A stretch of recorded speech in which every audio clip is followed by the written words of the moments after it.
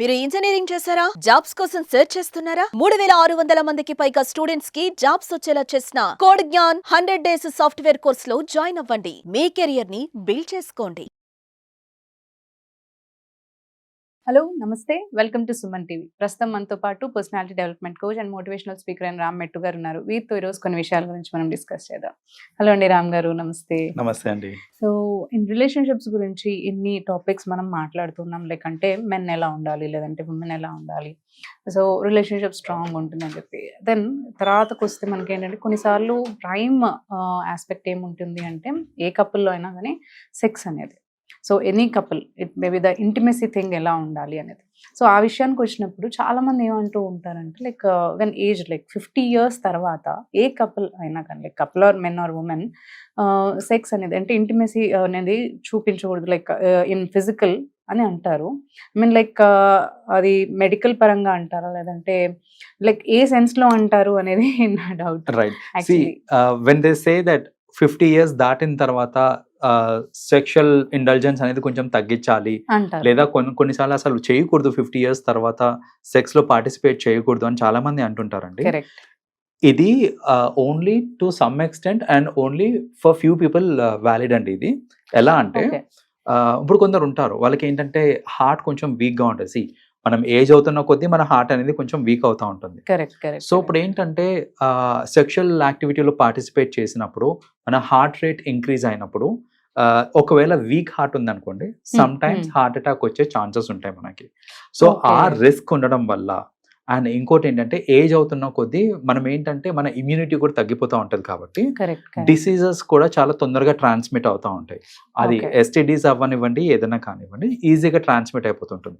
And దానివల్ల ఏంటంటే వచ్చే ఇంపాక్ట్ ఏదైతే ఉందో అది కొంచెం సివియర్ లెవెల్లో ఉంటుంది, ఎందుకంటే ఇమ్యూనిటీ లెవెల్స్ తగ్గిపోతాయి కాబట్టి.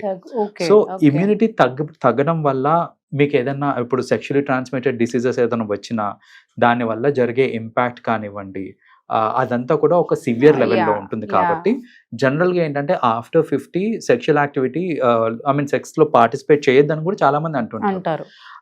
బట్ అగైన్ దీన్ని మనం జనరలైజ్ చేయడానికి లేదండి. నేను చెప్పినట్టు to some extent for some people అది వ్యాలిడ్ ఉంటుంది. బట్ ఫ్రాంక్లీ స్పీకింగ్ ఈ సెక్షువల్ యాక్టివిటీకి అసలు ఏజ్ లిమిట్ అనేది లేదండి. There is no limit as such. So ప్రతి human being will have the need. ఆ సెక్షువల్ ఫీలింగ్స్ అనేది లేకపోతే సెక్షువల్ డిజైర్స్ అనేది ఏజ్కి సంబంధం లేకుండా అవి వస్తూ ఉంటాయి. అండ్ ఎప్పటికప్పుడు దాన్ని సాటిస్ఫై చేయడం వల్ల ఇన్ఫాక్ట్ చెప్పాలంటే బెనిఫిట్స్ కూడా ఉన్నాయి మనకి.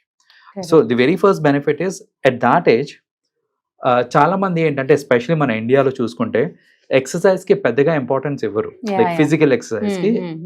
సో జనరల్ గా ఏంటంటే మనం చూస్తూ ఉంటాం పెద్దవాళ్ళు లైక్ హూ ఏజ్ 60, 70 ఆ రేంజ్ లో ఉన్న వాళ్ళందరూ కూడా వాకింగ్ కి వెళ్ళటం ఇట్లాంటి చాలా తక్కువ మంది లైక్ చూస్తుంటాం అఫ్ కోర్స్, కానీ hardly 5-10% of the population.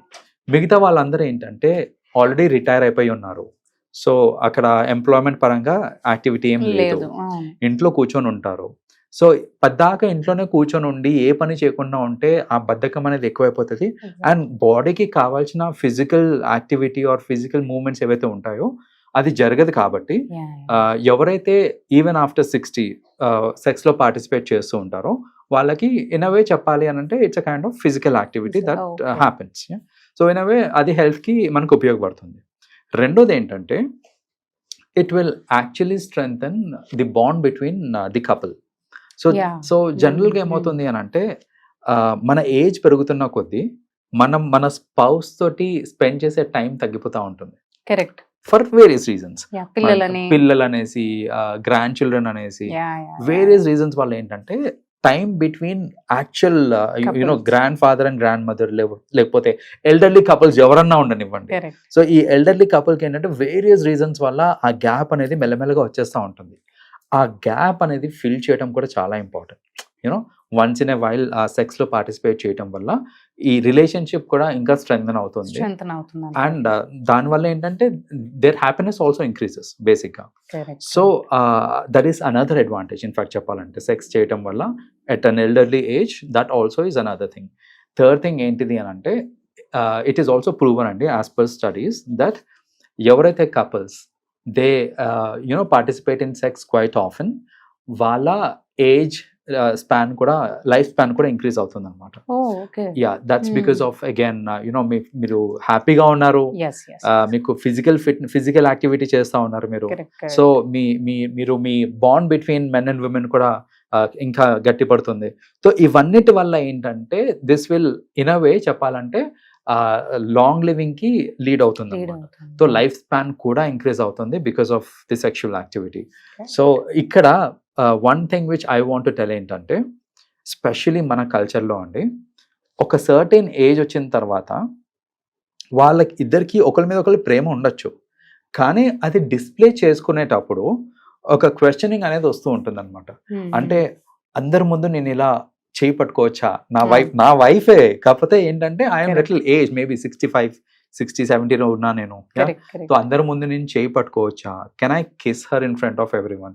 Forget about kissing on lips అండి, చీక్ మీద నేను that's out of affection, forehead మీదనో లేకపోతే చీక్స్ మీద పెట్టే అలా ముద్దు పెట్టడానికి కూడా ఆలోచిస్తూ ఉంటారు.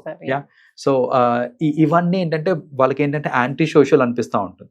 అంటే సొసైటీ యాక్సెప్ట్ చేయదేమో ఈ ఏజ్ లో నేను నా వైఫ్ ని కిస్ చేస్తుంటే, లేకపోతే if I'm holding hands or what if they get to know, అంటే ఈవెన్ సమ్ టైమ్స్ వాళ్ళకి ఏంటంటే ఆ ఏజ్ లో సెక్స్ చేసుకోవాలనిపిస్తుంది, కానీ వాట్ ఇఫ్ మన పిల్లలకి ఎవరికైనా తెలిస్తే అది కొంచెం ఆక్వర్డ్ సిచ్యువేషన్ ఏమో అది అనిపిస్తుంది. సో ఇదంతా ఏంటంటే మేబీ బికాస్ ఆఫ్ మన చుట్టూ ఉన్న ఈ ఎన్వైరన్మెంట్ ఇంకా ఈ కల్చర్ వల్ల మనకు అలా అనిపిస్తుంది. కానీ అబ్సల్యూట్లీ ఇవన్నీ ఆలోచించాల్సిన పని లేదు.